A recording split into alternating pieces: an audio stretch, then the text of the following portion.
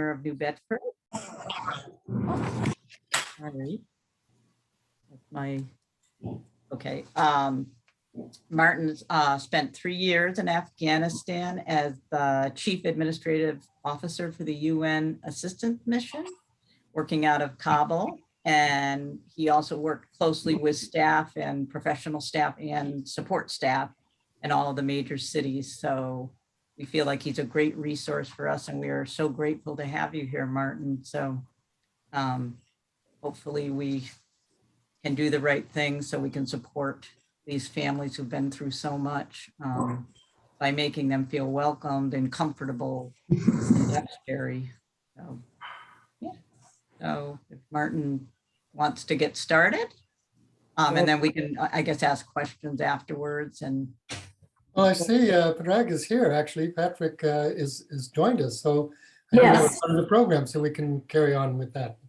Okay, so I'll introduce Pat Garrity only by saying he's a friend of my son Jonathan's. And Pat, why don't you tell us a little bit about your connection to Afghanistan?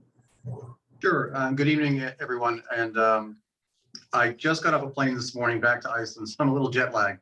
I'm either going to be really wide awake during this call, or I might nod off. No reflection on you guys. I served at the embassy in Afghanistan for 1 year. 2019, 2020. So going into that, I was not experienced at all with Afghanistan or the situation. I've been in the Foreign Service now about 12 years. It's my first time serving in that area of the world. I served in the Nordics and in Mexico and South America. It was a really interesting experience, and I see, based on the agenda, to, I guess, Afghan family experience. I think Martin is probably the subject matter expert on the resettlement, the relocation, and the process that they go through. But I can tell you a little bit of, I guess, about my experience with Afghans who worked for the embassy, what they're like, and I'm not sure if you have a family identified already, if you know what their background is yet. Is that still the case, Kathy? We don't have a family identified for us yet. Okay, but I would assume, because if they're in the United States, they're here on an SIV, a immigrant visa. So they work for the US government in some capacity, either as a direct hire for the US government, meaning they worked at the embassy, they worked for the military, or they were sort of a secondary. They worked for maybe one of our contractors, USAID, the U.S. Agency for International Development, runs a lot of programs, or ran a lot of programs in Afghanistan. They hire a lot of contractors. There are grantees. I ran a few grants. I was the grant officer representative for a few different grants dealing with communications. Those individuals are also eligible for the SIV program. And it used to be, when the embassy was present in Afghanistan, if you worked for the embassy for 2 years, you were eligible to file for an SIV. And at our embassies all around the world, if you're a local hire, the SIV program is not unique to Afghanistan. I work in Iceland right now. I think after 15 years, an Icelandic employee can apply for a visa and come to the United States and become a legal permanent resident and a pathway to citizenship. But for Afghanistan, based on the unique circumstances there, that was accelerated to 2 years. So we were in a constant HR churn of hiring people because people were processing out, and it's a lot of paperwork. There's a lot of background investigations that go along with that. So the individuals who worked at the embassy, first of all, had English fluency. They were used to working with Americans. I had a team of about 12 to 14 Afghans that I worked with. Very, very nice guys. One female and the rest were men. What you're getting is probably, what I say that like you're getting a product, it's not that way at all. What I found was the Afghans I work with, fantastic individuals, very committed to their country, to their people, want to do the right thing. They want to do right by Afghanistan. So I give them a lot of credit. Unfortunately for them, certain events took over, and we find ourselves in a unique situation.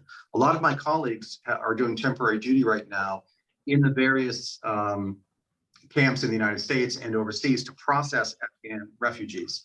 I think there's Fort McCoy in Wisconsin, Fort Lee in Virginia, Fort Bliss in Texas. These are the US resettlement or camps that they're using. I just had a WhatsApp conversation yesterday with one of my former Afghan colleagues who was at, I believe, Fort Lee in Virginia. He left, he's in Virginia now, working with a resettlement agency to get housing. So it's a bit of a process. It's a great unknown. But all in all, I mean, the Afghans that I work with, fairly sophisticated. I think they could adapt well. But it's kind of interesting. Many of them, if their immediate family may know where they work, their spouses may know, but their extended family certainly did not know that they worked for the U.S. government. I had more than one individual whose spouse, no one knew where they worked. They just said they worked in the green zone, the international zone. One gentleman said he worked for a travel agency. That's how unsecure Afghanistan was. So they're coming here. I'd imagine it's a bit of a load off their mind to be out of a dangerous situation, but they've left family behind. So I would imagine that many of them are, they have feelings about that as well. And did you want me to talk a little bit about, the Afghan culture and things like that, Kathleen? Yeah, I think that'd be great. Yeah. Okay. First of all, the Afghans are very clan, ethnic oriented. There's various different ethnicities in Afghanistan. Probably the predominant one are Dari or Pashto. But it runs the gamut. The neighboring countries of Afghanistan are Iraq, Tajikistan, Uzbekistan, Turkmenistan. Let me see if I can do this. It's from memory. Pakistan. So you get influxes and influences from each one of those societies. So you have the Dari, which are, I guess, more toward the Iranian side, the Pashto, more toward the Pakistani side. But you have Hazaras, you have Tajiks, all different groups. They view themselves as Afghans, but they can look very physically different. I had some individuals that worked with us at the embassy look very Asian. You would not guess, I guess, that they were Afghan. You think of an Afghan, you think of maybe someone who looks like they're from Pakistan or from Iran. Very, very different look. Different languages, but predominant languages are Dari or Pashto. But as I said, those that worked at the embassy, there's a degree of English fluency, and hopefully with the other agencies as well. Again, you don't know where the background of the family that you're getting. The country itself is about 99% Muslim. I would probably say it's a little bit higher than that. It's not just a religion, it's a societal way of life, it's a thought process. They live the faith. In the hierarchy of the Afghan world, having faith is important. And it would be Muslims first, Christians second, and it's pan-Christian. They don't differentiate. They Unitarians, as far as the Protestant denominations, whether you're Roman Catholic, they don't really care. You're Christian. I just remember I did visa work in Mexico, and I had an Egyptian applicant, and his birth certificate, there was a block, 2 blocks for religion, Muslim or Christian. No other religion was recognized, but that was Egypt. And then so Muslims, Christians, Jews, and then the person at the bottom is the one that has no faith, the atheist. So they really they're looked down upon, just simply not recognized in their society. It's a very male-dominated society. There are plenty of strong Afghan women, but it was a male-run society.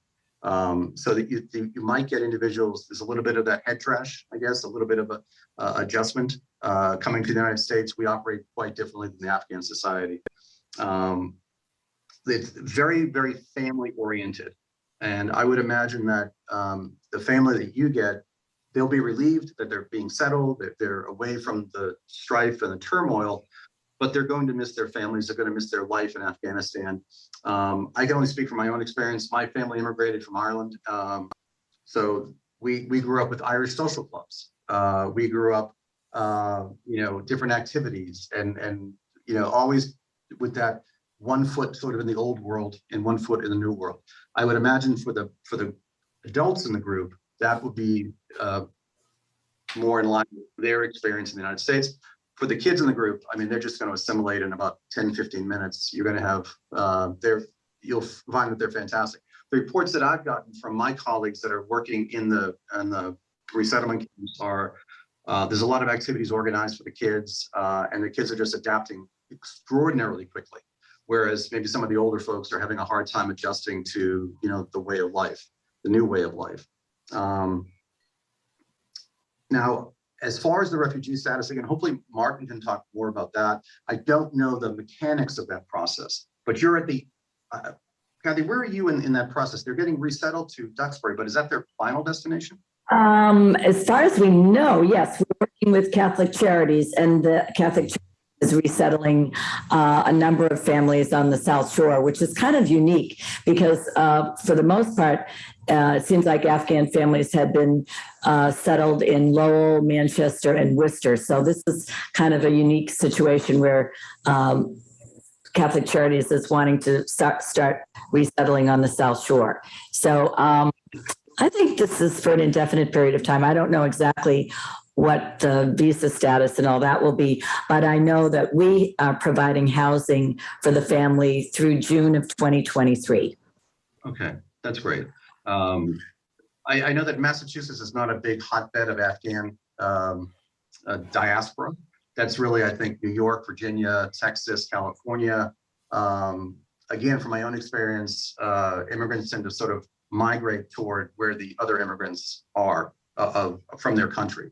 So I think they're going to feel like fish out of water. And maybe one of the things that would facilitate their adjustment is if there are any Afghan social groups, any Afghan clubs or societies in the region that you can hook them up with. I think they'd probably appreciate that, just a touchstone back to the old country. As far as what they need in the United States, I think you guys are doing a fantastic, or providing them a fantastic opportunity. But I would imagine that they, again, this is a male-dominated society. I would imagine that the father of the group, and I'm assuming it's a mother, father, children. I don't know what the makeup of your group is, but will there be an employment opportunity for the parents? They should be eligible to work if they're on the SIV, the special immigrant visa. They should be progressing toward legal permanent resident status if they don't already have it. So, is there an employment opportunity for them somewhere in Duxbury? I don't know. I suppose it would depend upon their skill set and that sort of, yeah. Yeah, and again, it's part of the great unknown. So I'm trying to think, is really anything else. As I said, it's going to be, they've been through a lot. And depending on what their age is, you also have to remember that for the last, I think the Taliban have been gone out of power for the last 20 plus years. So if you have a younger family, the parents may not have lived under the Taliban before, or maybe they did. And so my guys in their 40s, they all had personal experience with the Taliban. So they're going to have, or may have, some PTSD-like issues. They may be looking over their shoulder a little bit. I can't speak to that, and obviously, so you see the family that you're getting, but there may be some concerns there as well. The insecurity of their life right now is probably weighing heavily on the father, the breadwinner of the family. So I would imagine if there's a job opportunity there, that would probably bring some normalcy to their lives. At the same time, my guys, a couple of my guys, their wives worked in that was it was fairly normal life. It was a life very similar to what we would lead here in the United States. Mom and dad go to work, kids go to school. They have their family, their extended family, and they're just doing that in Afghanistan. And they may try and replicate that here as well. But I guess what the wild part is, the kids, most of my guys, their kids didn't have a degree of English fluency, depending whether they're school age, what their language training is for them. I'll have to leave that up to you guys. But are there any questions that I can answer from the group? I'm not sure if what I've provided any value. Hopefully I have given you some insight for the sort of the average Afghan. And I feel kind of embarrassed. I really couldn't tell you the average Afghan. I can only share with you the experience from my experience with my group of colleagues at the embassy. So are there any questions from the group that I can answer? Cindy, do you have a question? Me? Yeah. Hi. Yeah, I have two questions, and they may be for you and they may be for Martin, I'm not sure. But we had watched a program, I think it was last Sunday, not yesterday, the Sunday before. And one of the things that they had mentioned was that, as you had mentioned, there's many different groups of Afghan citizens, and not all of them get along. And that should be something to keep in mind. So, we're sort of banking on the fact that there, might be a family in Plymouth and, one in Cohasset and that sort of thing. If they're from different factions within the country, is that going to be something that will carry over here? I don't think so. I can say at the embassy, we really strove to make sure there was some parity among a representation among the various ethnic groups in Afghanistan. Obviously, we can only hire those that are have the skill sets that we're looking for, but within those that qualify for employment, we try to spread it out a little bit. You'll find that the Afghan culture is, or the Afghan society is in terms of governance, is fairly corrupt. There's a lot of our HR department. If we interviewed if we had 5 or 6 applicants for a job, oh, what a shock, they're all Pashto, So because we had a lot of Pashto working in our HR department. So that's what was filtered through, whether that was corrupt or whether that was just the applicants we had. I can't really say, but we did go back to them and say, let's look at some other names to give us some, tribal parity in the group. So I don't think it will manifest itself in any bad way. I hope not. But uniquely, regardless of their ethnic background, they all felt a very strong Afghan identity. So I think it was it's there. It is present. It's part of their lives, but it may not be such a dominant factor in their lives that it would prohibit them from socializing with other Afghans.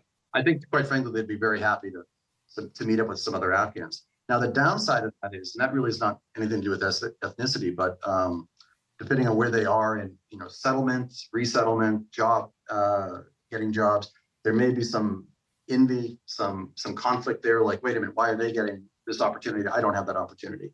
But that's a bridge you cross when you get to it, I guess. Okay. All right. You're on mute, Catherine. Well, yeah, All right. yeah, go ahead. Any other questions for Pat, and then we'll let him go get some sleep? Since he just did a turnaround here. Any other questions? It doesn't seem like. Seemed like a stunned silence. No, but thank you. You're very informative, seriously. No, I should actually say thank you for what you're doing. We were so focused on in the last couple of months. This started really in, was it August? This is what I was doing since August, is trying to find my guys, making sure they're safe, making sure they're in the process, making sure they're getting to the airport in Kabul and getting out, and then trying to figure out where they are. So to know that there's groups like yours on the other end that are receiving them in the United States, and it gives me a lot of comfort. So thank you very much for what you're doing. I really appreciate it. And certainly when I talk to my Afghan colleagues, I'll let them know that there's groups like yours out there that are helping out. It's not just the nameless, faceless government that's moving them around from place to place. Super. So much. Connect with you. Thanks a lot, Pat. No worries. And if there's any questions, Kathy, that happen afterwards, by all means, just shoot me an email. I'll try and answer them. Will do. Okay. Thanks, guys. Best of luck. Good to see you. Thank you very much. Thank Okay. you. Thank you. Yeah. Bye-bye. Raja, did you have a comment you wanted to make? Yeah, hello, can you hear me? Yes. Okay. Coming out this way. Good afternoon to everybody. Yeah, he was an interesting guy. He saw it from a American point of view, and that's okay. Yeah, But I think what you guys are doing is great. And I think it should work. I don't see why wouldn't it work. I think. Don't hit the button on the side. Hello, you were upside down. We're upside down? No, now, not now, but before you were trying to. Okay. fix We're it not straight. out. Hello. Raja, where are you located right now? I'm in LA, In LA, okay. yes. And actually, I'm leaving on the 2nd of December to back to Afghanistan. So, Hi. Well, we'll be putting on a big prayer hat for you. Yeah. I think it will be okay. Okay. What are you gonna do with me? You're amazing. Yeah. Yeah. Razia, is your school up and running right Yes, now? it is. It is. Yes. We are very thankful that things are really moving along fine. My girls are going to graduate this year, and 34 of them. And then also the midwifery program is just going to end, and they are going to graduate. And I have made plans for them to continue their education. So we will have some programs for them like English literature, computer science, and with it, most probably religion too, just to keep these girls going. And also I will have some program for them to do more industrial work, to do like every day that we use tote bags for groceries and things. We would like to start for them to start making, and somehow if I could bring them here or send them, maybe they can earn money while they are working and doing things. So I have quite a few things for them on the, hopefully that it will work out. And as for a Afghan family for you guys to have, I think they'll appreciate very well. You know, there is a mosque in Quincy, which is the main mosque there. And the guy who's in charge, he's an Egyptian, but he's very much familiar with Afghans. And a lot of Afghans who live in Quincy and Boston area, they do go to that mosque. So there is a great, great connection with that mosque. I think they will be. Another thing is that for them, it's really to have a secure place, and it depends what kind of a family they are. Either the husband is illiterate, or he might become a landscaper or somebody that, you know, put him right away to work.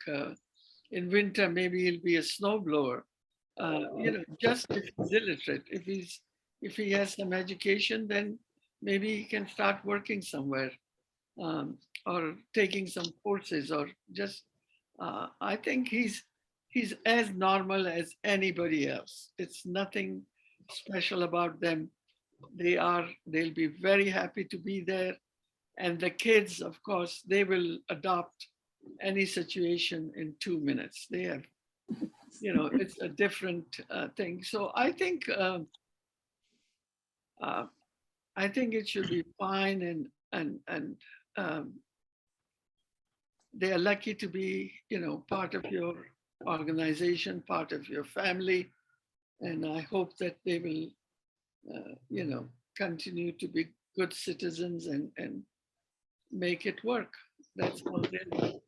But again, as this gentleman said, that these people look for places that are more of them. Any tribe would do that. Anybody who doesn't know the language would do that.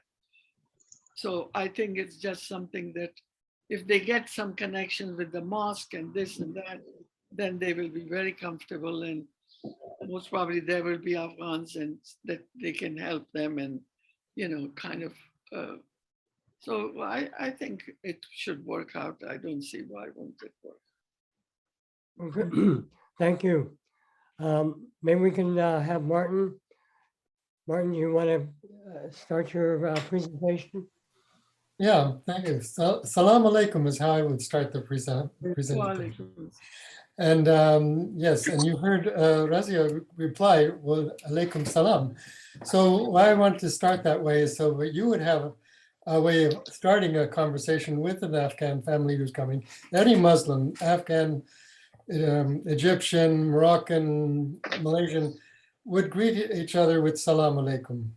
And if you see someone, you would say, your Afghan family, you would say salam alaikum. And they would respond with alaikum salam. Well, the meaning of salam alaikum is be peace upon you. That's it. Exactly. Nothing different. Yeah, nothing, arcane about it. It's Muslims, you'll find, are happy to use religious terms in a current conversation. They might not say it in English, they'll say it in Arabic, the language of the Prophet ﷺ. But they would say, Alhamdulillah, praise be to God, Shukra Allah, thanks to God, Alhamdulillah. They're just, it's very easy for the Muslim to just recognize their position in on earth as being connected to God. So when Patrick and Razia were talking about the mosque and the religion, it is very important because it's just an integral part of life. And before you even start any task, you say Bismillah, which is in the name of God. This is just a normal way of connecting what you're doing in your daily life with your purpose on earth is to manifest God. So they're naturally religious for the most part. There are some people who've lost a bit of their faith and they're not as observant. They may not pray 5 times a day, but many will, as Patrick was saying. And as Razia was saying, having a connection with a mosque is going to be extremely rewarding and fulfilling for them. Meeting other Afghans or other Muslims, for that matter, in the community is also very rewarding.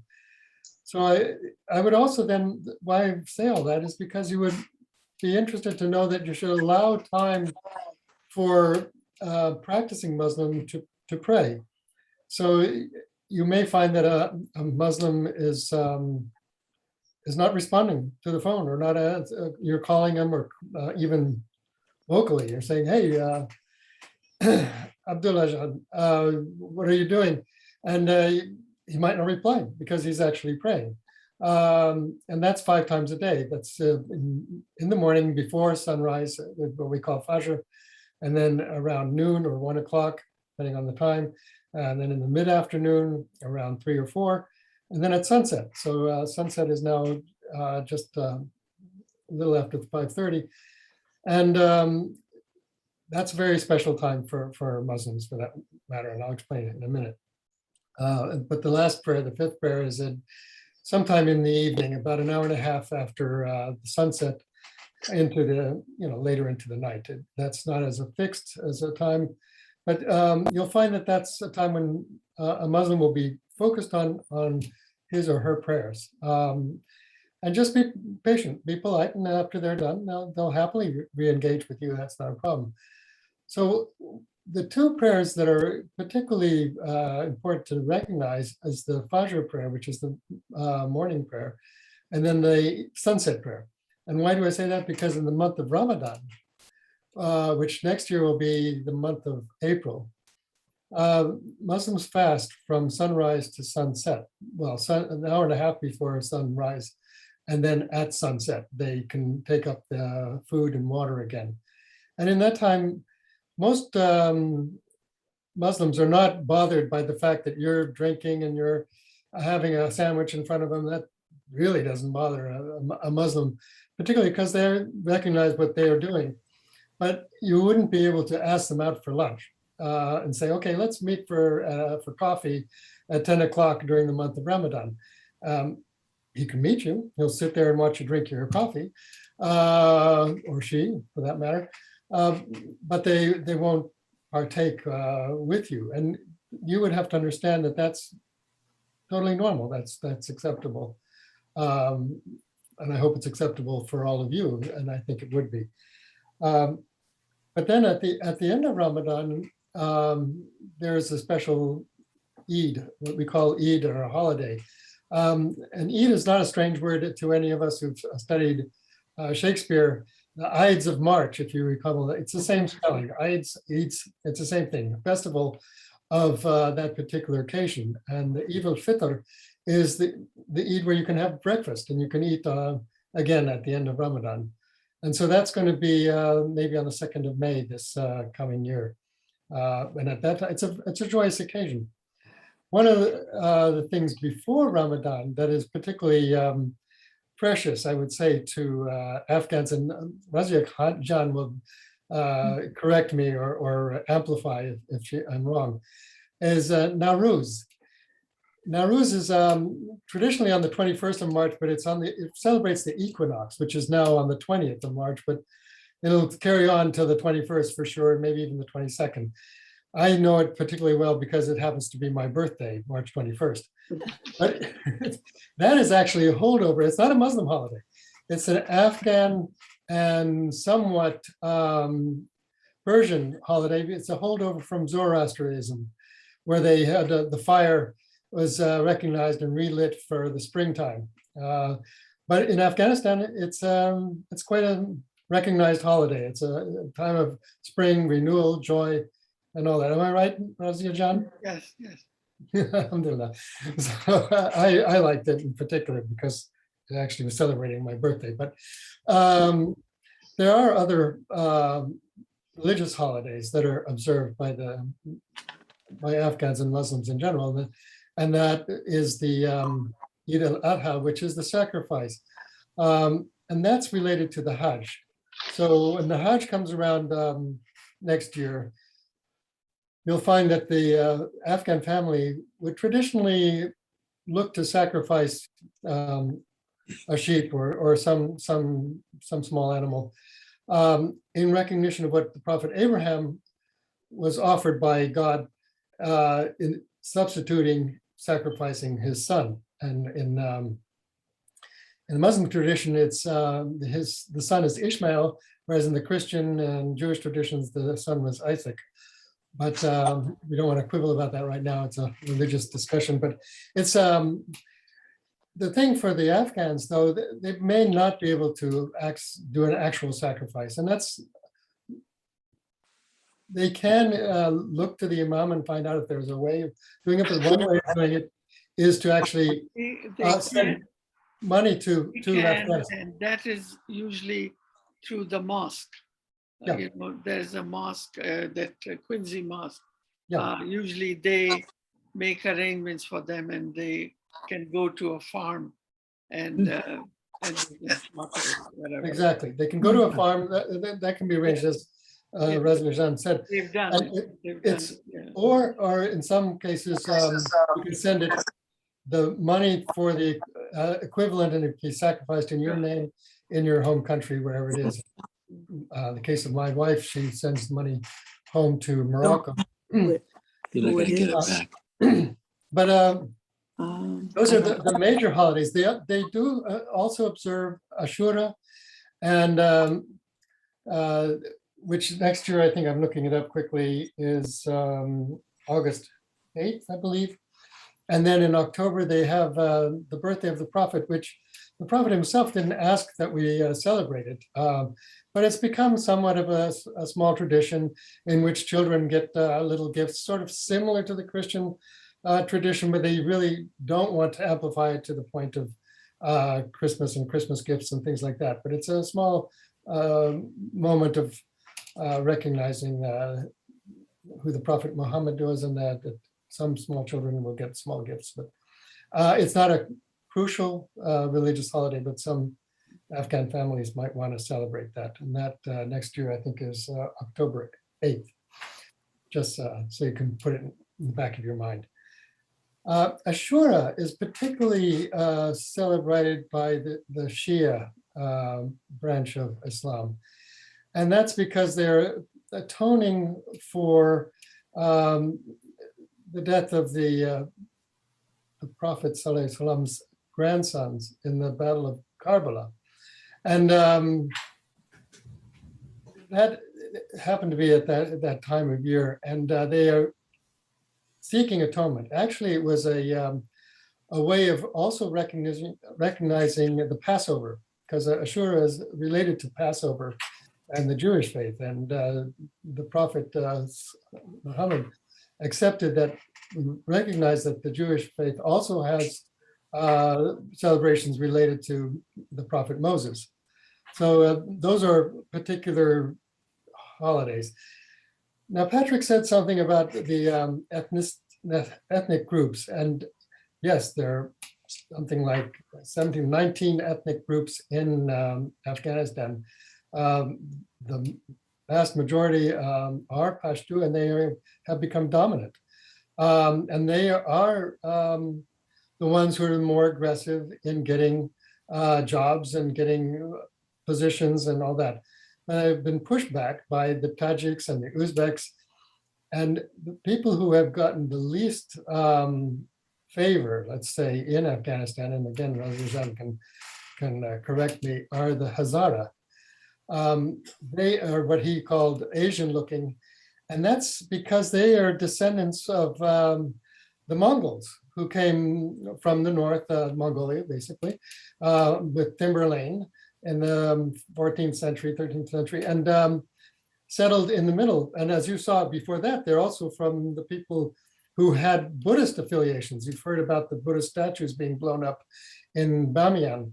That is an enclave in a higher part of the mountains in the center of Afghanistan.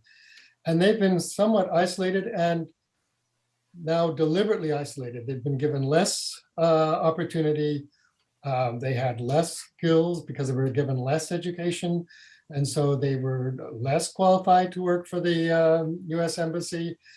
And they're the most discriminated within the Afghan plethora of ethnicities. And they would have a difficult time integrating easily with other ethnicities. I'll just be very frank. The PTSD, the trauma that the Afghanistan went through between the Soviet occupation, the Mujahideen, the Taliban, the succession of forces that came in and out of Afghanistan. I know people who have vivid memories of horrible, blood-curdling engagements with the opposite ethnicity. So yes, now they want, particularly Pashtuns, want to say they're Afghans and they have an Afghan identity, but not everybody has an Afghan identity. They still very strongly adhere to their own ethnic identity. So if they're Tajik, they're very Tajik. If they're Uzbek, they're very Uzbek. And what I worry about when I talk to the relief agencies, the resettlement agencies, is that I'd like to see them put those who are Hazara close together. Or if it might be a situation where they are isolated, when they would, like in Duxbury, they would be isolated in a protected way. But I hope that they can get beyond that. But you'll find that there are some remnants of real ethnic differences. I read in, I don't know if you guys can download the Al Jazeera app. It was actually banned and blocked by the Trump administration. They tried to close down the station. They did close down the station. They didn't give, the FCC did not give Al Jazeera a permit to broadcast, but it is the most balanced Middle Eastern source of information, even though it is out of Qatar. And they have a website, aljazeera.com, and you can read what they're writing about and what's going on in the whole region.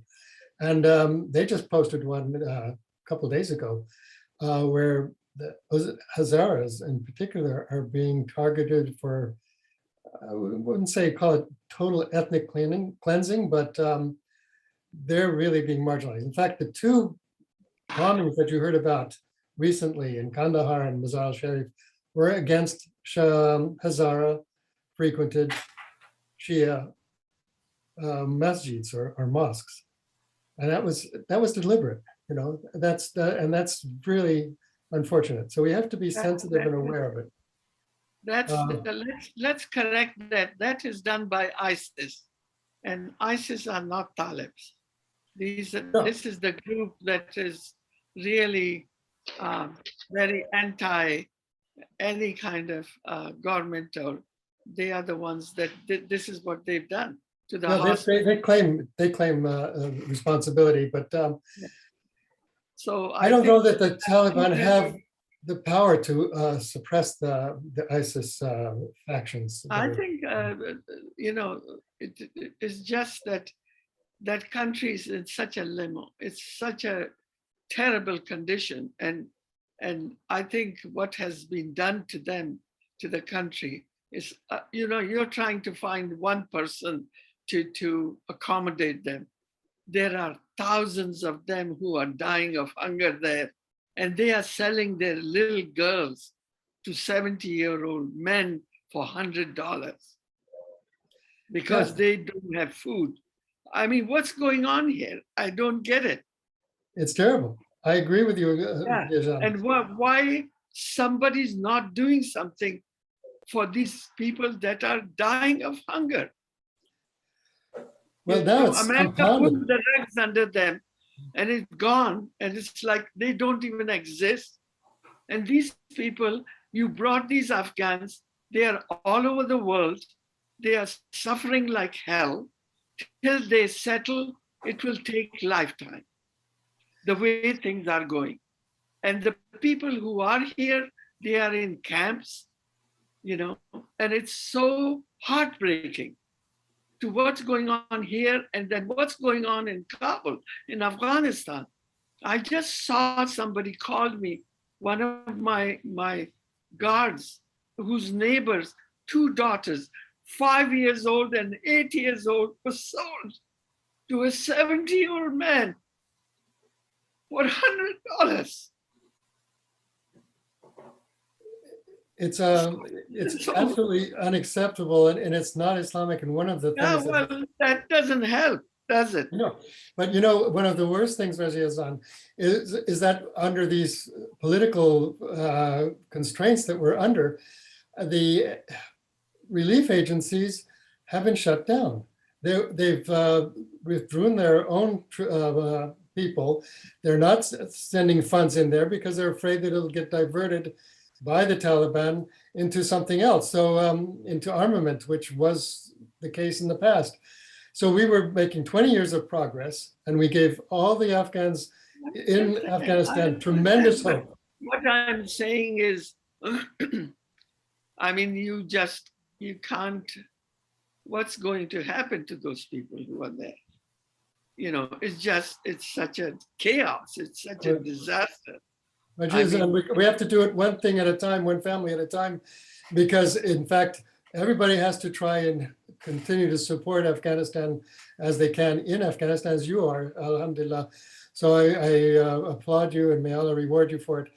But what we're doing here is bringing in one family and maybe a few more, inshallah. I think it'd be great. And what I'm leading up to is that what you as a community can do is be all the more understanding and sympathetic.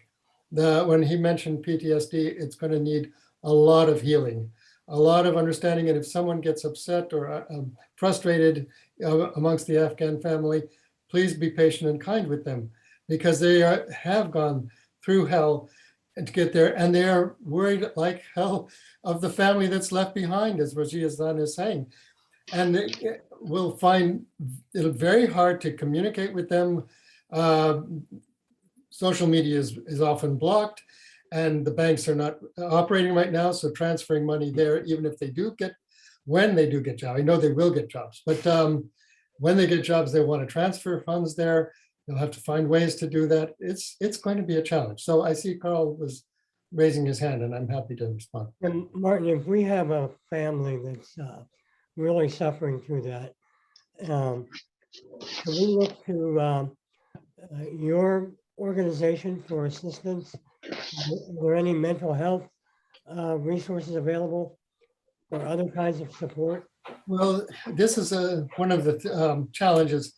We have doctors, Muslim doctors, mostly in Boston, Worcester, and Providence, a little bit in Lowell, and that's where the relief agencies are actually concentrating on settling groups of families together.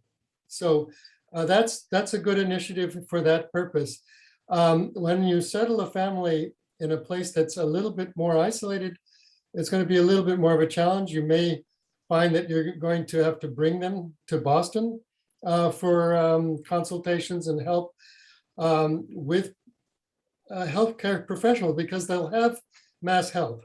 We've been guaranteed by the resettlement agencies here that they have mass health, they have Medicaid and all those things. And so they will have access to the health services that you have in the area, but also in Boston.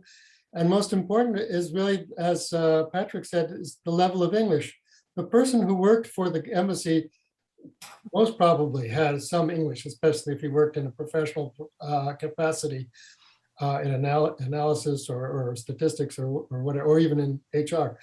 But his family members may not. And the family members may have gone through as much or worse. So, and they may not speak the English. And when it comes to mental health care, they would need a translator, which means all the more reason that you would have to take them to a place that like Worcester or Boston or Lowell to do that. We down in where I'm on the South Coast, and we don't have a large group. We have a couple of families who are Afghan, who've been settled here for many years, very successfully. They have a restaurant franchise down here in New Bedford, and they're willing to help those who will come here. In any way, they have, it's a large extended family. And as I said, as Patrick said, the families support each other quite a bit. But up in Duxbury, I think your best bet would be heading towards Boston for that kind of care. After they've been assessed with the help of your resettlement agency, the Catholic Relief Organization, and the public healthcare services within Duxbury, I'm sure they're going to be very well-meaning, and they'll try to find a solution. They know the contacts that are nearest by that will be able to help them. And I encourage you to look into that. A quick question, Martin.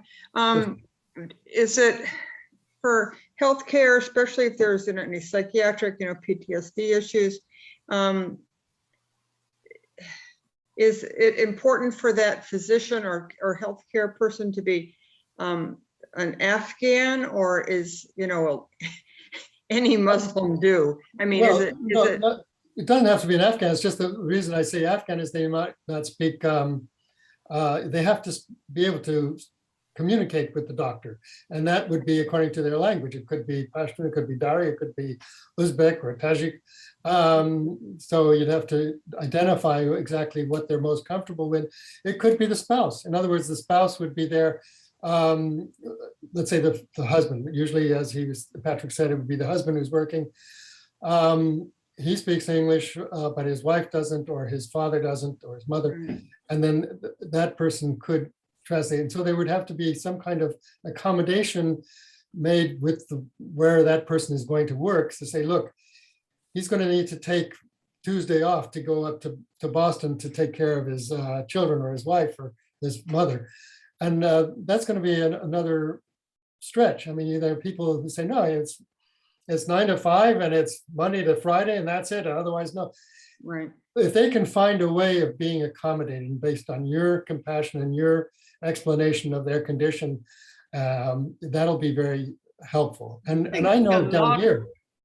Yeah, a lot of hospitals have people that can speak the language, like Arabic and Hindi and I think they tell you Spanish, or most Yeah. probably there might be some. Yeah, it's just that Toronto, DARI is, in Mass General Hospital, they all have, Tufts University, they always have a list of people that can help the person that if they need to.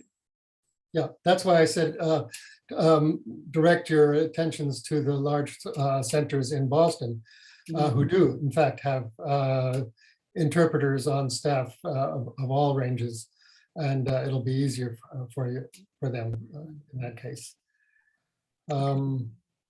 Let's see, I was going to talk a little bit about lifestyle. Of course,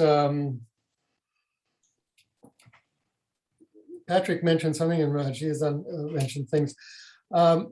It might be a male-dominated external society, but the women are extremely capable and extremely strong.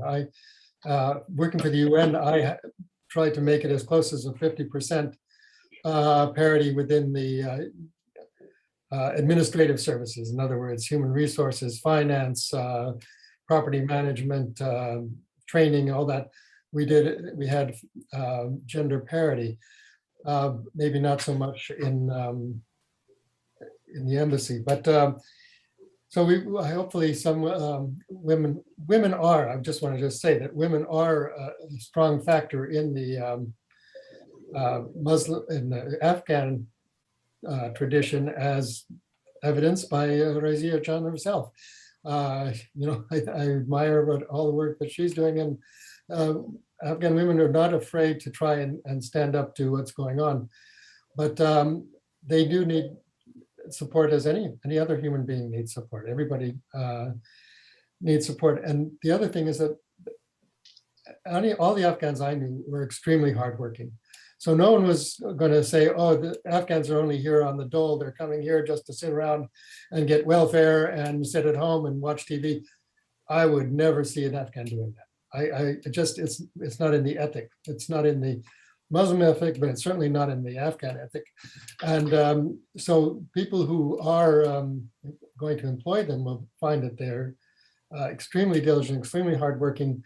All I said is that they could be a little bit flexible in allowing them to take care of things, because they'll have to get extra physicals or extra trips to the immigration service to certify one document or another.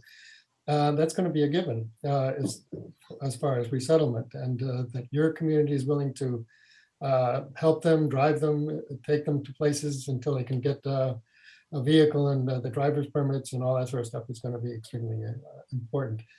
Home life is very important, just being at home and being with the family. And as I said, what you're preparing for them doesn't have to be very elaborate. The relief agencies require that you have a kitchen table and the chairs for the number of people in the family. And then you have some kind of seating arrangements, I would say a foam couch or something like that in the living room. You don't need a dining room set if you have a kitchen set, because it depends on the Afghan family, but most of them are accustomed to putting a beautiful sheet or a tablecloth down on the floor on top of the carpet and gathering around as a family, kneeling down. That's a Muslim tradition in some countries, but it's also very much an Afghan tradition. Muslims more and more around the world are now having nice dining tables and all that sort of stuff, but it doesn't have to be necessarily. If they'd like it, then you could get it for them, but you don't have to do that necessarily. But like twin beds put against the wall can be used as couches, and they'll be happy to do that. If you have large pillows that they can lean back against, and nice covers, for instance, blankets, of course. This is all part of what Afghan culture is all about. Certainly they'll be happy to wear whatever clothes you provide for them, because they probably left with barely the clothes on their back. And they've probably gotten some clothes at the displacement centers. But they also have their traditional clothes. So you might see that a man is wearing a blanket around himself, and that's what we considered normal. Or a woman for that matter would wear a very thick shawl or around. And women would tend to wear the hijab mostly, but not not always, not necessarily. But I hope people will also accept that that's their choice. It's not forced on them. It's not something that many Westerners think that the parents or the father forces the child. There are cases, certainly they're forced, but it's a wish of the Muslim women to fulfill. So it's their own, from their own free will, if they're going to maintain that. So, and if they choose not to, then that's fine. Well, as we can see from Razia Jan. I'm trying to think of any other points, but when you greet them, as I said, salam alaikum is wonderful, and replying by walaikum salam. But one of the things that, we as Americans would love to give someone a hug and say, I really feel for you, I'm really sorry. Fine for a man to do that for a man, a woman to do that for a woman, but it'd be awkward, to say the least, if not, could be taken offensively if someone from the opposite gender approached someone else.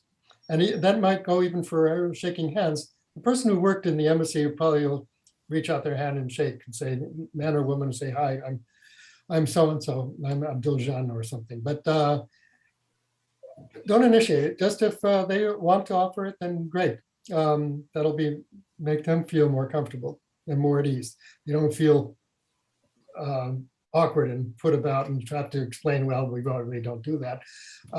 Just let them take the initiative on the degree of proximity, let's just say. And intimacy is too strong a word, but proximity would be the right way to put it.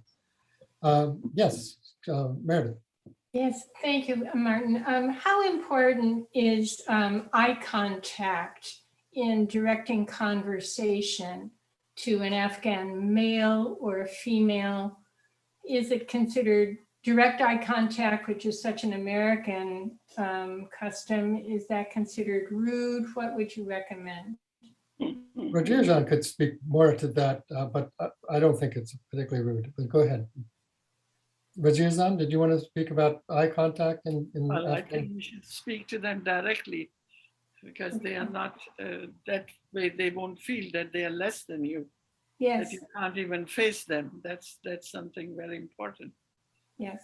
And my other question is, when we think about accompanying perhaps a member of the family or driving a member to a destination, is it important that the driver or the person accompanying be of the same gender as the member of the family? For example, if we were to take someone to the doctor or to the store, wherever, would a woman want to go with a male driving the car? Not particularly, and or she would be accompanied by a male member of the family. Same problem. So it's and if you can arrange it that a woman drives a woman around, particularly to a doctor, I can it's just see him, but I can't hear him. I have a question. What about a bus driver? Like if they're going to take a bus, even if they're the only passenger in the bus? well, that's an odd situation, but they take buses. I mean, the Afghans I knew took buses with an Afghan male driver. But I think being alone in the bus is very rare. We have bus service here in Duxbury, and they can arrange for the bus to pick them up particularly, so they could end up with the bus driver and them and whoever they bring along for their family being the only passengers. That's fine. I don't think so. That's a problem. You don't think that? If that's their problem, then there is no problem. I mean, that is not a problem. Well, normally they would travel in twos. Or somebody, I bet, or their husband, or I don't know. Yeah, they would travel in twos to start out with. It's only when they got very comfortable with the environment that they would travel alone anywhere, because they need to support each other. It's normal. Yeah. Any other questions? I'm happy to carry on. 8 o'clock. It went much faster than I thought. I thought we'd have plenty of time, but if Martin? yeah. Yeah, you were gonna, Okay. a few things. We had been told, maybe it was on your list, that the tablecloth should be clear and that it would be wiped down. Is cloth acceptable? Is that what you're saying? Absolutely. I mean, I think I suggested one of the tablecloths that are very popular and very easy to deal with has velour at the back, and it's white or patterned or has colors, plastic veneer on top, just because it can be wiped down easily or it could even be washed. But a tablecloth is wonderful. A couple of them, great. Yeah. Okay, so plastic or cloth. And Yeah, it doesn't then, have to be clear plastic, but in some society, I'll tell you a little story of mine from Morocco, is that they have this very thin, clear plastic that they put on top of a cloth tablecloth. And when you go for a meal, you sit down at either on the floor or at a low table, and you count how many plastic tablecloths there are. They're very thin plastic, because that gives you a clue how many courses they're going to be serving. And that's how you know how much you should eat at any one time. Because I made the mistake when I first got there. I got the chicken dish was the first thing, and I said, "Oh boy, do I love chicken!" So I ate, half a chicken all by myself, and then came the meat dish, and then came the fish dish, and then came the couscous, and then came the dessert. And I was shocked, but they said, "Oh no, see, there were 5 different layers to the tablecloth, and you should have known." So, but that's not an Afghan tradition. It's just a joke. But. I don't think so. They can afford 5 and then if we do have a dining room table, here's our situation. The kitchen is quite small in the rectory. So we would be doing like a cart or a small table in there. And then I thought we were asking for like a real dining room table in another room. Do you think we should leave that off for now and see what they want? I would not put the dining room table in right away, but I mean, not a massive, American style, but perhaps. So, but ask them what they would like. Right, Yeah. and I want to emphasize to everyone in the group that the sign up genius that's going out is not the last sign up genius. We can add things. We can add things in 3 weeks. We can add things in 4 months as the needs, pop up. So I would rather defer to Martin and. Raja, you might have an opinion about this too, and not include a big table that they might not be comfortable with, but we can always. I would have, get some nice big pillows. Yes, for sure. All of that's on the list. We promise. Sit on the floor. Yep. Yep. And maybe some few baby mattresses. Baby size. Okay. Cover it and leave 3-4 of them there. So they can sit, they are very comfortable on the ground. So you think a crib size mattress and not a twin? Yeah, well, that is too much. It will take a lot of your room. Okay. But for them to sit on the floor, I think they'll be very comfortable. And if you have a nice tablecloth that is plastic, the top is like kind of clear.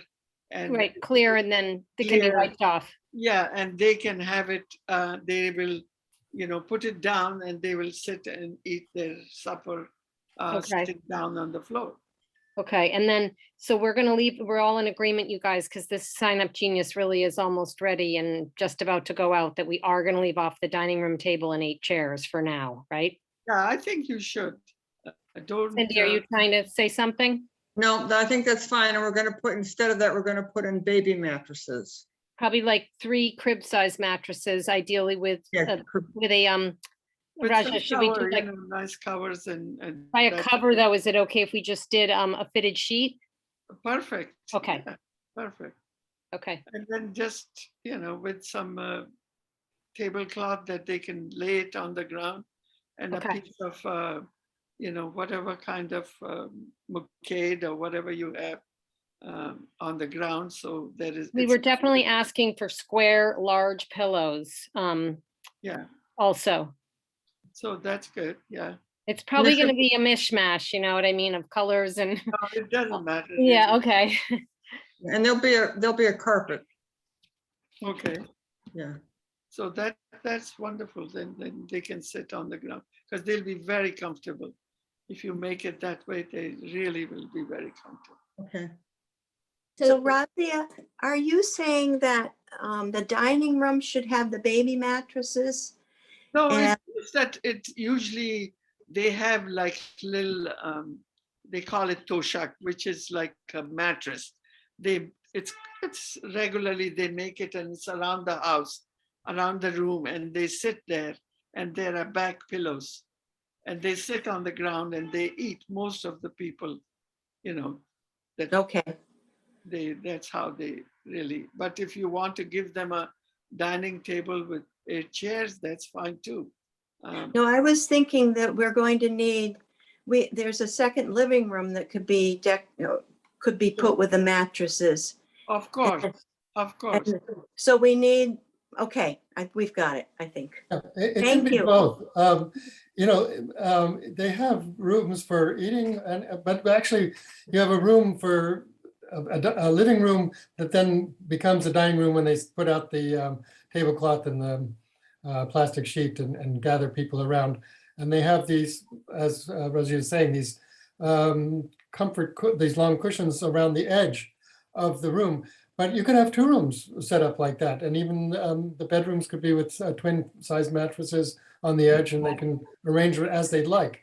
So you don't have to like, the relief agencies like you to have the box springs and the. Yeah, Catholic Charities is insisting on that. So, Martin. get the box springs, get the, what are the frames, the metal frames, put them there for the Catholic Charities to see that you have them, then fold them up and put them in a corner. Yeah, no, we weren't asking for frames, but we were gonna do the box springs. Well, yeah, they might find it a little too high, but, Yeah. if that's what they And want. then you were also talking about another place to get meals or meat or something Oh, when yeah. we brought up Quincy. Right. Sorry, so at least in the South Coast here, Price Right has halal meat. Comes from New Zealand, and it has a little halal sign in the back. Mostly Americans are buying it just because it's got good meat. But you'll find that. And Oasis chickens are halal chickens. And you find that at Market Basket and at Price Right as well. There Here. is a very good store in, let's see, it's Weymouth. Weymouth, it's an Indian Muslim store. That they have a lot of like their spices and their flour and things that these people might like to, Raja, are you lend sure to it's Weymouth or possibly Quincy? No, it's Weymouth. Okay, It's Weymouth. It's off Route 16. okay. It's South Shore something Indian market or Okay. something like that. Yes. That's definitely closer than the other one I was going to suggest, which is in Norwood, which is on Route 1, Providence Highway. It's called Safe Market. This is If- very convenient. I mean, they can go there once and get their spices. Do you think Yeah, it's for South sure. Shore Desi Market in Desi Braintree? Market. No. No. This is I don't know called- if it's in Quincy anymore. I mean, in Weymouth anymore. I'll see. Oh, that guy's there. Okay. It's on off Route 16. It's oh boy.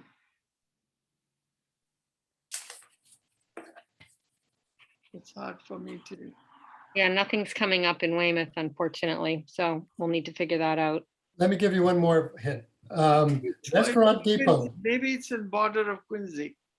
I'm sorry, but what is it's on what? off Route 16. That's what much I know. Okay, Restaurant Depot. It's a wholesale supplier for all restaurants and food suppliers. They have a whole section of halal meat. You can buy a whole lamb that's been slaughtered and wrapped up, and you have hamburger meat, you have halal chicken wings, you have halal everything in that. But you'd have to have someone who has a card, who's a wholesale restaurant, who has a restaurant. Let's just say who has a restaurant or has a little market in Duxbury. They have a card for Restaurant Depot, and there are a number of them around. One is off of 24. It's a bit of a trip, but you can buy a ton of food and just freeze it, bring it and freeze it. And The church actually has an account at Restaurant Depot. First Parish, we shopped it all the time. Our First Parish Church. Oh, Yeah. great. there you go. Just get a big freezer, and that's one of the things that you would be most welcome by any Afghan family, is to have a freezer available somewhere in the house. It doesn't have to be in the kitchen, but put a freezer up and stock it up with frozen halal meat from Restaurant Depot, and you're good to go. Where is it? I'm sorry. Where was the Restaurant Depot located?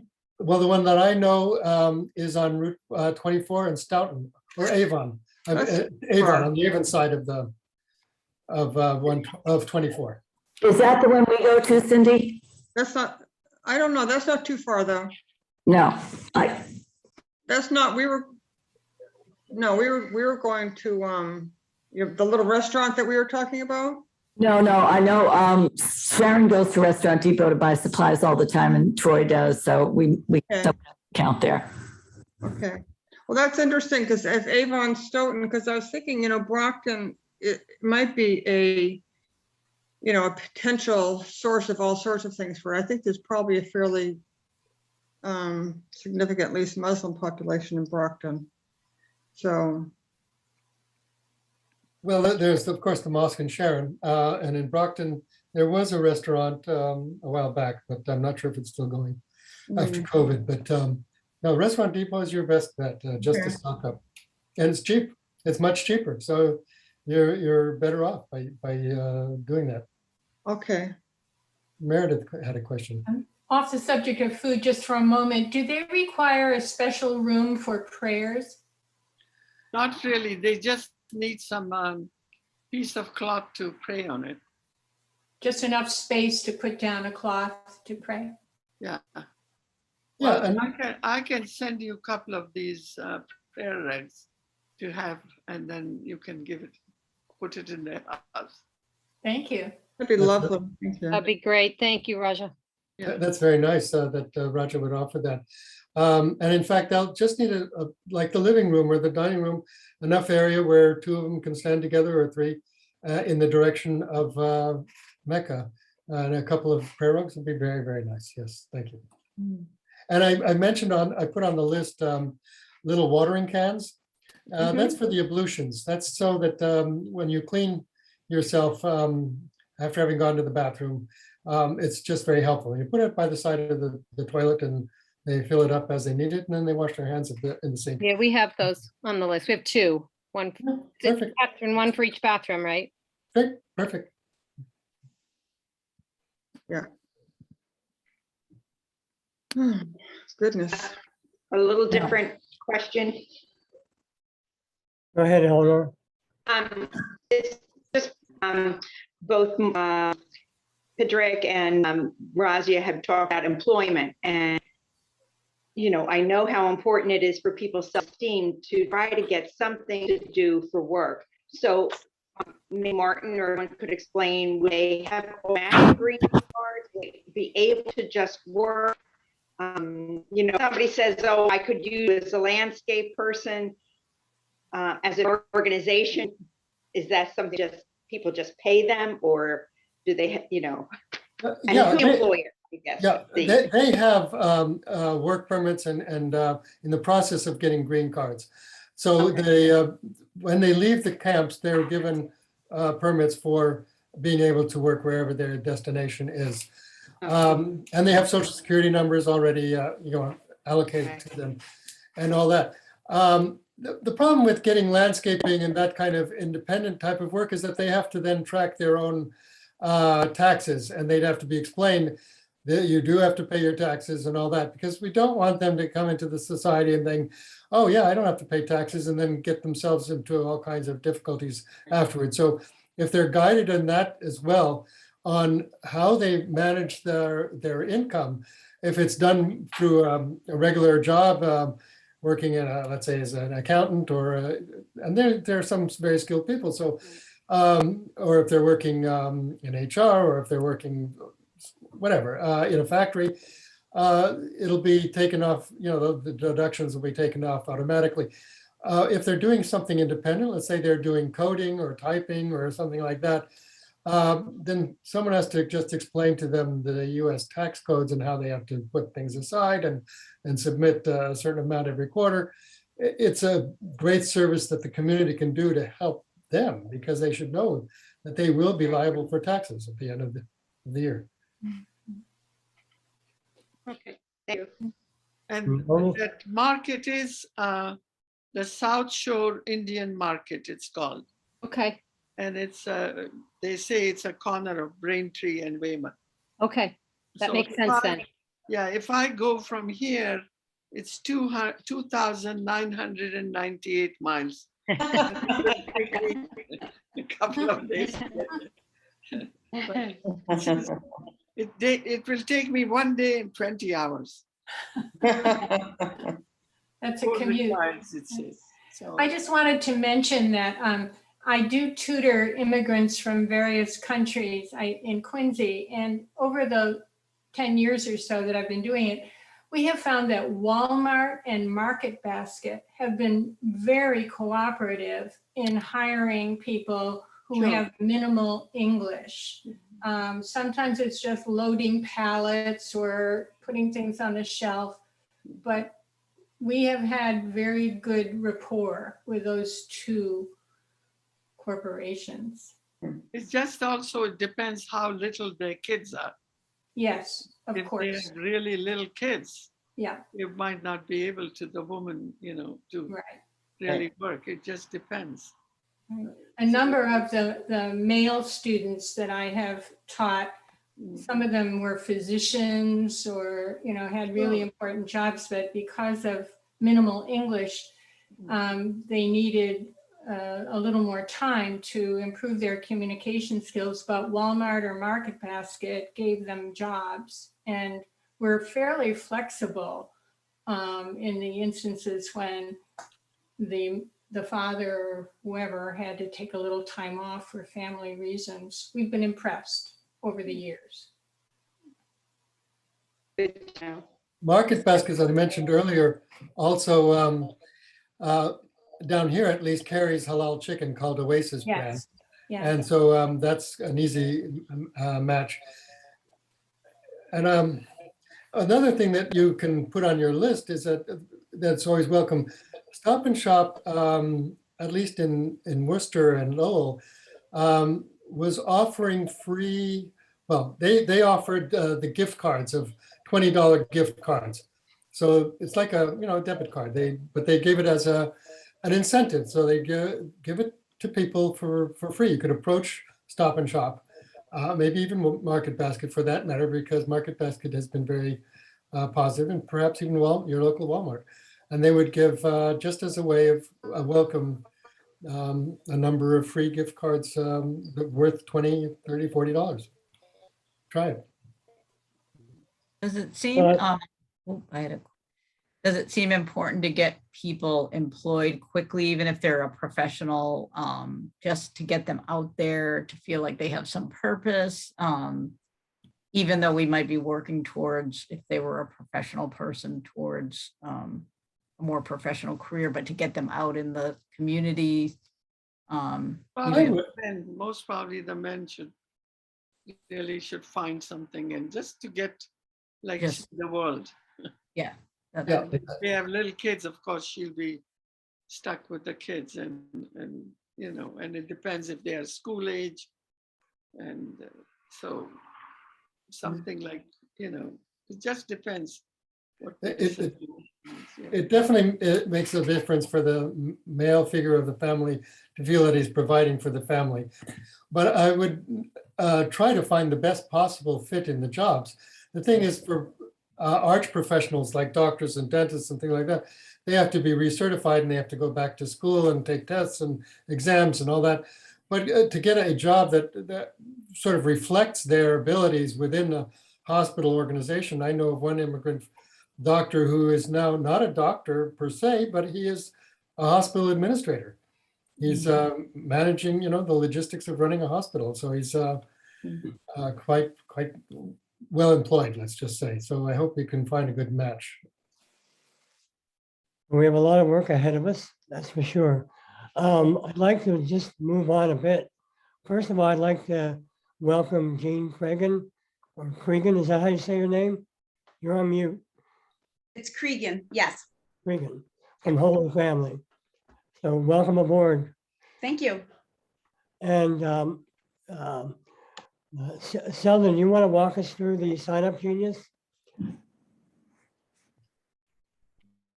You're on mute.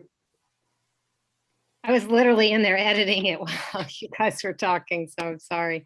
Yes, I can share my screen if we like. Yep. Or you can just, give me the screen and, Yeah, go ahead. You can control the screen. okay. If you're going to do personal, sort of Duxbury business, I can Yeah. sign off, but I appreciate very much your sincerity and all the work that you're doing. And I hope I could come by and visit sometime and Welcome, come to too. First Parish again. So I wish you well in that. And of course, like Patrick, if ever there are any questions or things that you'd like to run by, or if my Afghan family here can help in any way, if there's a way of getting them together, that would be very, welcoming as well. So I wish you well and carry on in the great work that you're doing, and God bless you all. Thank you so much, Martin. Very helpful. Bye. All right, I was in here while we were chatting. I do have a little bit more of an edit to do to the markets because I want to add Raja's idea. And can people see my page all right? Yep. I'm seeing the the sidebar of people. I don't know how to get rid of that. I don't think you can. Okay. Yeah, if you click on the top, you can move it to the side so that you can't see it anymore. If you click Okay, on I see. Yep, thanks, Jean. So this is our main page. I don't know it. I think some of you saw the intro. If people can take time to take a look at this right now, I would like to leave it up for a minute because I'd like everyone to read it. And if there's anything that screams out at you, please tell me.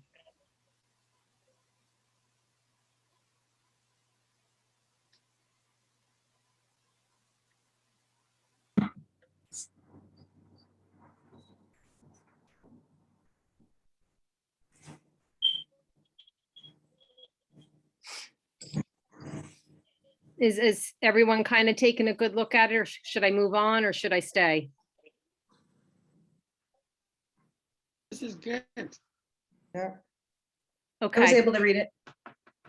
Do you tell them at some point who to make a checkout to? Yeah, so this is really just an intro, and this could be used as, I think I'm going to use most of it like on Duxbury, helping Duxbury, and then it's also in here. You can use it if you were going to send the Sign Up Genius link to friends. To be totally honest, there's also probably going to be people who just send the GoFundMe link. And what by cut and paste URL, what I mean is that you cut and paste right there.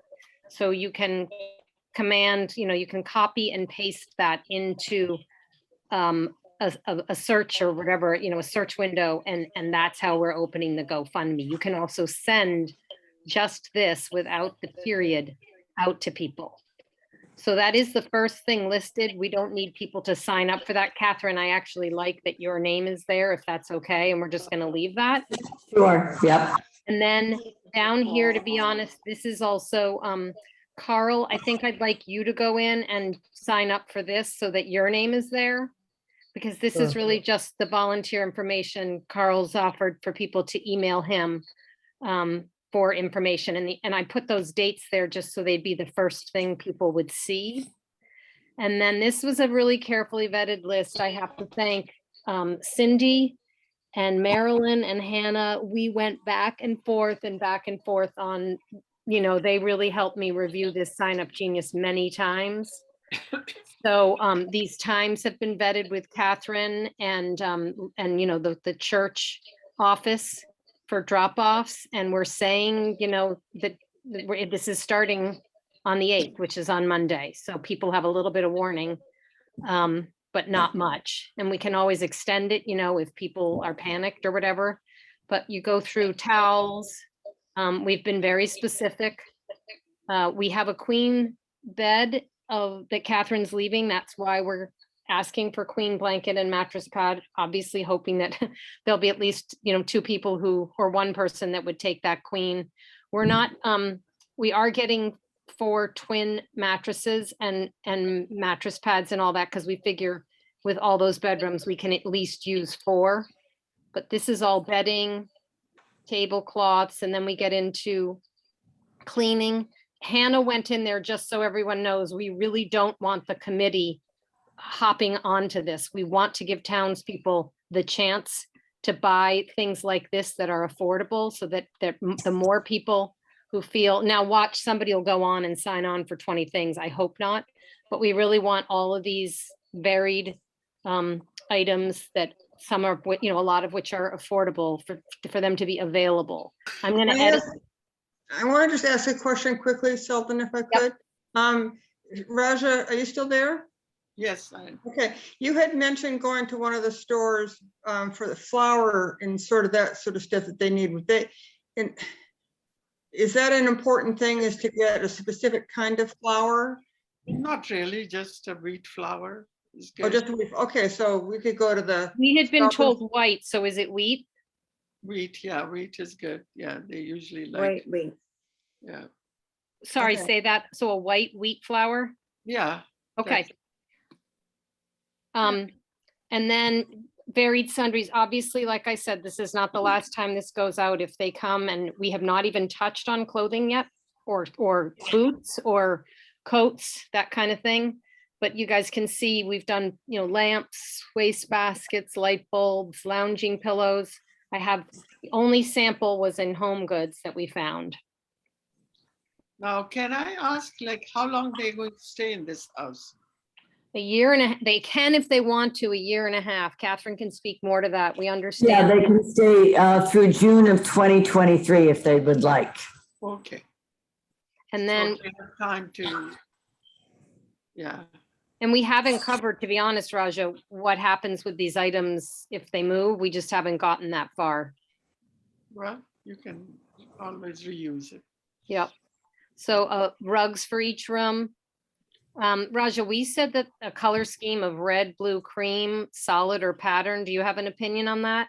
Sure, that's a good color for me. Okay. And then we said the rug should be standard old fashioned pile rugs, not shag or sisal. Sure. Okay. And we are asking for a smart TV. What do you think about that? Oh, absolutely. Okay. And a TV stand and some standing lamps. Sure. Marilyn's helping us arrange, there's a place, like I said, in Hanover where we're going to try and get sort of dinner and extra food for them for the first couple nights. Sure. It's called Adam's Falafel. And then I'm gonna edit that market to include the one in Quincy, but also add the one that you just brought up on the Braintree Weymouth line. Yeah, that is, they have, like, they cook things too. And they sell like ready-made food. Okay, okay. And that's all halal, so. Yep, that is- and I think that the place in Hanover that's right near the Pembroke line, he does halal food as well. Okay. And that's even closer than this, so we would like to try and do that for the first couple nights, we think. Sure. Can I interject while you're going through Oh, here? please, I'm like done talking No. for right now. Yeah. No, you can talk on.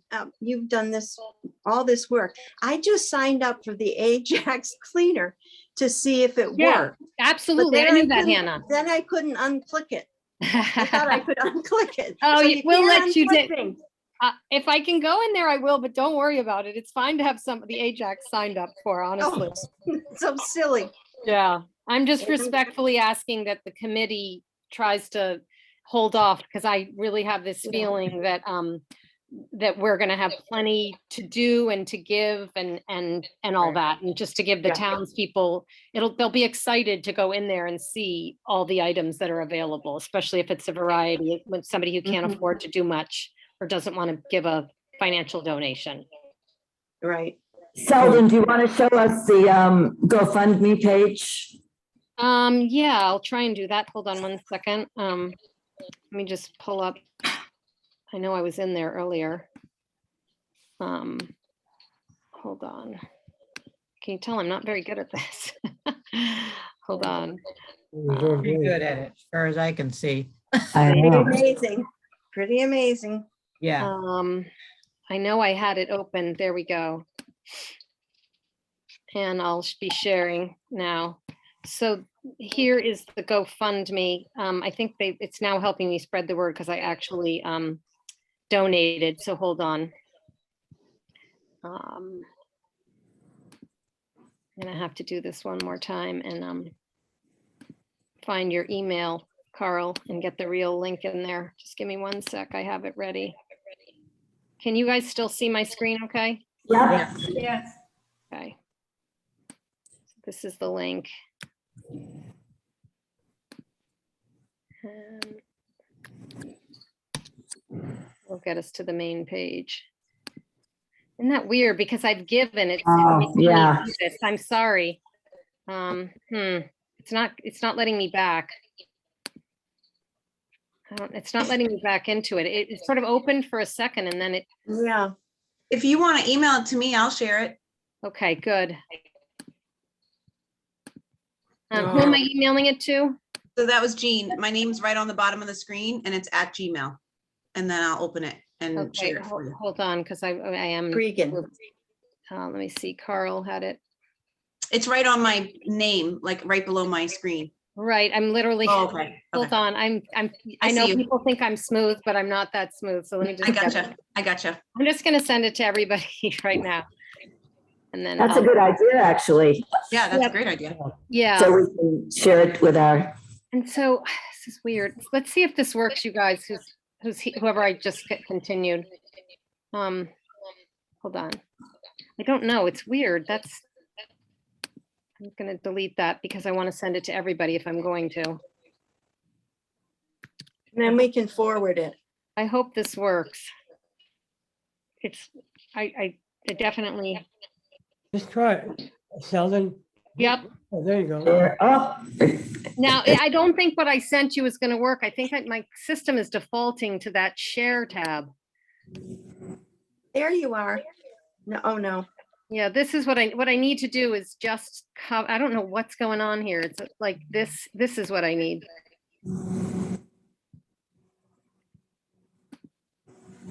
Oh, I see. That's going. Yeah, it's going all the way. Here we go. Here we go. Here we go. Oh, see, it still pops once you give. It's so, weird. what you said to. I think Carl's gonna have to send it out to everybody. I think You can even send it out as an email? the weirdest thing, as soon as I go to open it or anything, it just it's defaulting to that. I'm gonna see if I can put it in the chat. It maybe if I just do command copy into the chat, it might work. And then Jean can open it up. Somebody else who hasn't donated. I've donated, so I can't open it up either. Mhm. See what happens. You put it in the chat. It might work in the chat. Yeah, it should. What's the name of it? Oh my gosh, it's not copying in there either. No. Let me just do one more thing. I'm kind of bound and determined. I really am. But it's really funny how the system, it's like once you've given, the system won't, for mine anyway, it's just like the link is the link. I can get it by going on GoFundMe and searching for Duxbury Afghan resettlement. So there's been $250 raised. Oh, good. Carl, can you send your co-host so she can screen share? Oh, no, it's on my phone. Hold on, I can. Let me see. I think it.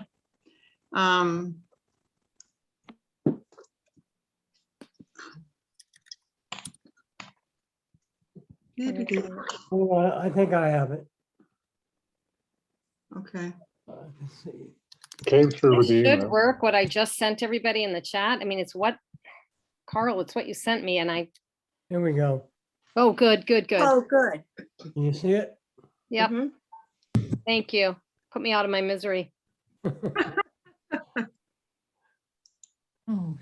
really good. And Selden and I have donated to test it out, so it works. So we're hoping, when are we going to go live on this? Both of these tomorrow? I mean, I think we're good to go, frankly. Yeah, I could do the Duxbury, helping Duxbury. Once I get the market information in for Raja, I can do whatever you say. I could put it on tonight and we can see what happens tonight or I tomorrow would do morning. it, let's see, today's Tuesday. I would do it like during the day tomorrow. Like noon time? Yeah. Okay.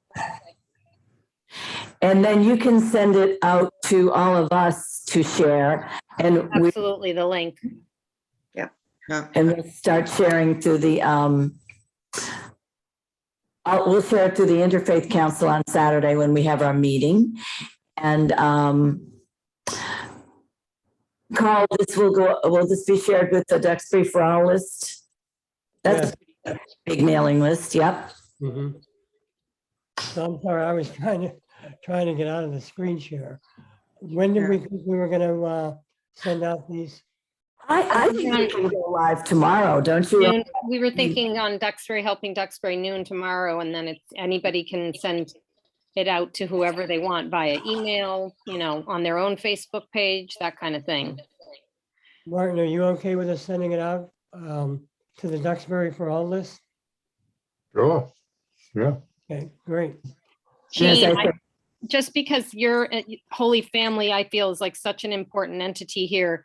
Do you want me to email you tonight, the Sign Up Genius, just so you can take one look at it? I know I went pretty quickly and you're pretty new. Yeah, that would be great. I had one thought while you guys were talking, or a couple thoughts while you were talking, and because I'm behind, I was just trying to listen and yeah, no, it's a lot. So we have a group like of these women. It's a very small group and they're highly underutilized that want to cook for people. And I think I'd have to outreach to her. So I know she probably wouldn't know how, but if we had a resource to tell her how to cook, I think she'd rally her little troops. I can't even tell you how many times I offer this like meal train service for this. They call themselves Angels in the Kitchen. And like people just don't take them up on it. And it's like the saddest thing. So I think if we reached out to her, she might, but I just need some parameters for how to she might even do like once or twice a week for like an extended period of time. You know what I mean? If depending on how many people she could mobilize. But I just don't know what the cooking diet. And Raja, do you know, would that be something that could be worked out, you think? Or do people like to cook? I don't know what kind of people are coming to your town. Right.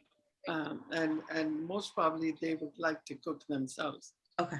So usually people want to know what they're eating. Okay. Interesting. And a strange thing, no matter what they make, if they make a little lantern with a piece Do you of think that the idea of getting them a couple meals at Adam's Falafel for the first couple nights is a good idea or not? Sure, you can. Okay. Get them, yeah, that's or get them a cake or cookies, good quality for the kids. Don't spoil them with the rotten things. So Jean, you said you had a couple of things. Well, my other question was, what's the date, like rough date that we're expecting them? Well, the target date for the housing to be in place is November 20th. And then we notified Catholic Charities that that's the case. And then Catholic Charities goes about finding a family for us. And I thought I heard Margene say that we might have a family identified within 2 to 5 days or something like that after notified that we have the housing, but we wouldn't actually get the family maybe for another week or two. So that. So before Christmas.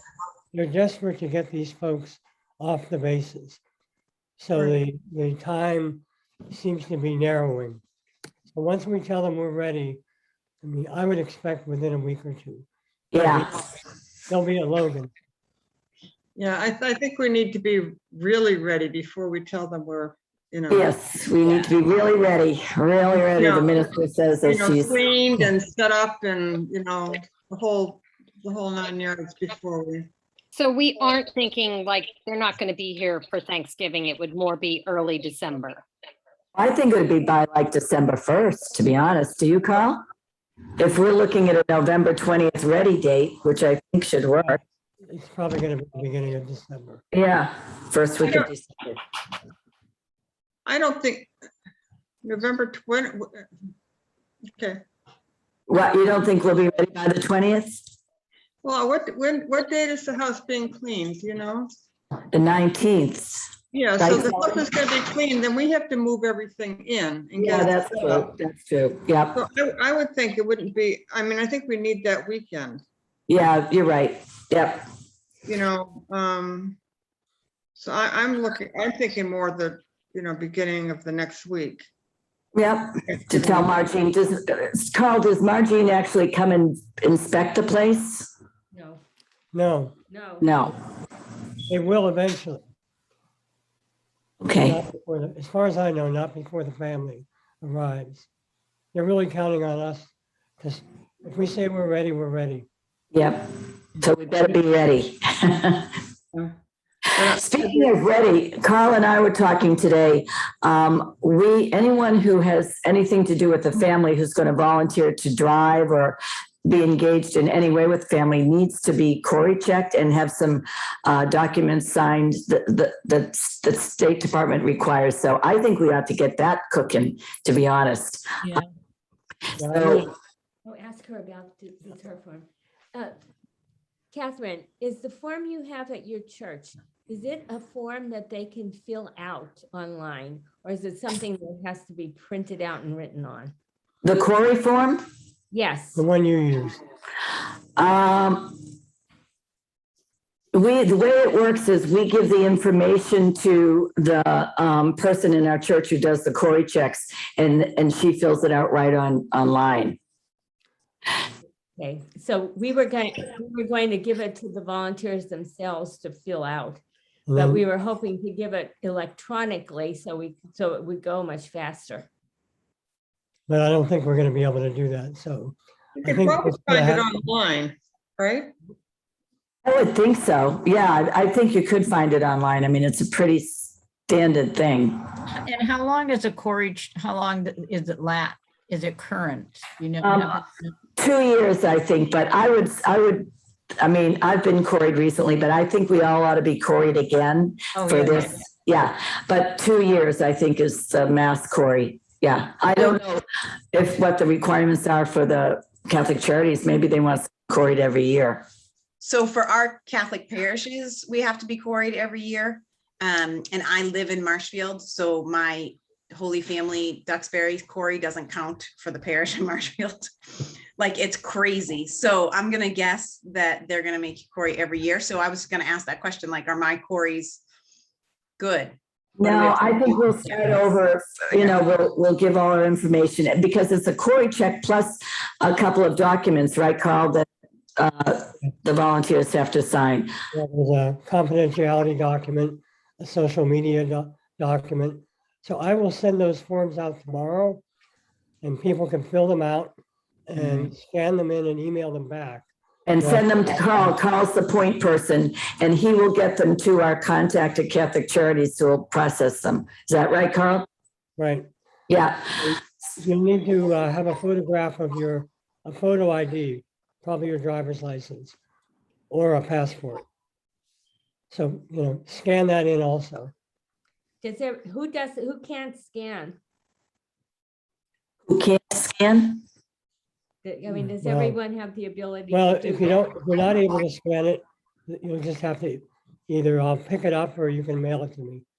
Well, if you can't scan it, you could take a picture of it from your phone if you took a good picture and then email it. Email the Email. picture.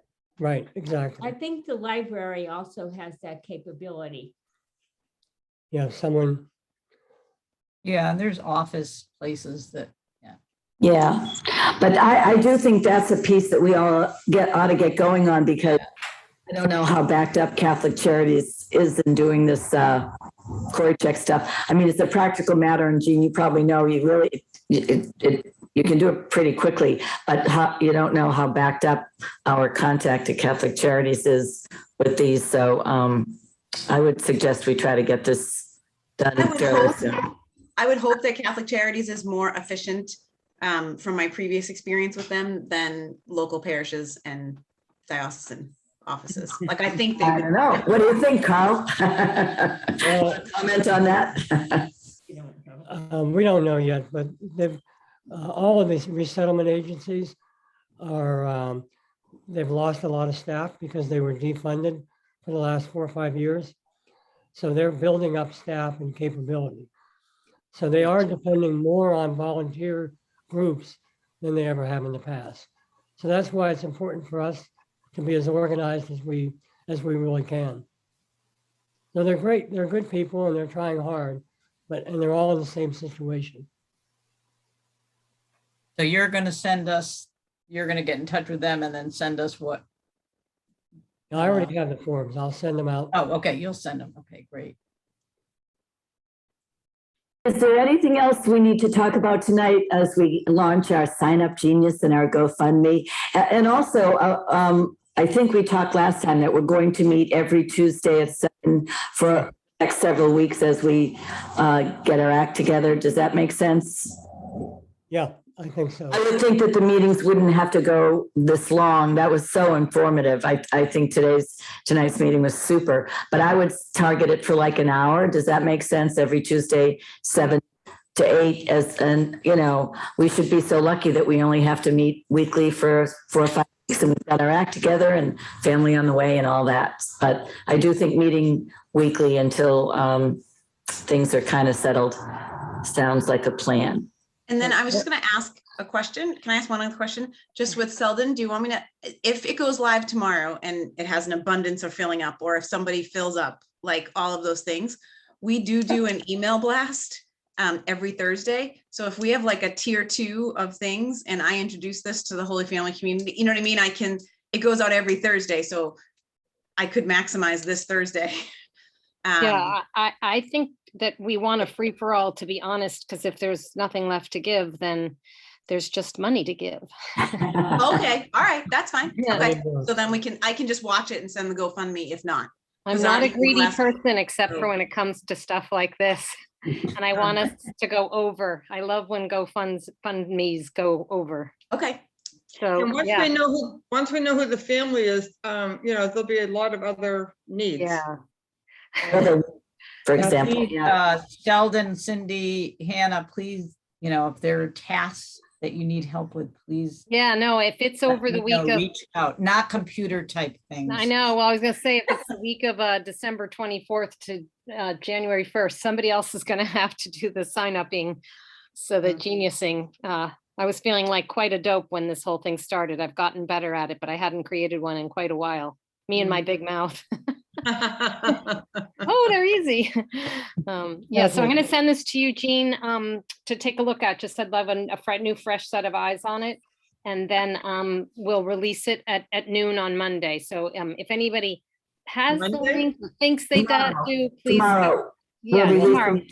Yeah. Tomorrow. I don't know what I just said, but if people can hold off on, sending anything out, doing anything out. So, and I'll send it to our whole group at noon tomorrow, put it on the Duxbury Helping Duxbury, and it's going to be a free for all, and just resist signing up for anything. Let others who are going to be so excited to get this sign up genius try their best to do it. And then Carl, obviously you'll keep us surprised of how the GoFundMe goes.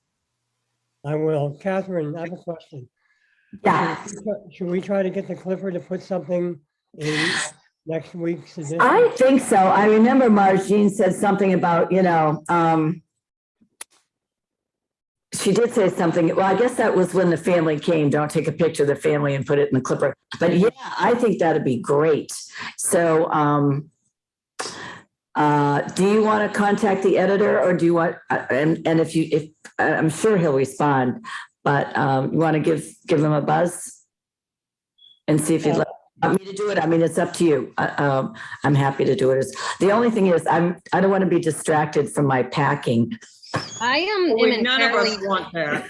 Yeah, I'm in fairly regular touch with Matthew because of Ride Fat, so I don't mind emailing him. Just basically what I'm going to send a bunch of friends, and he'll probably bite, right?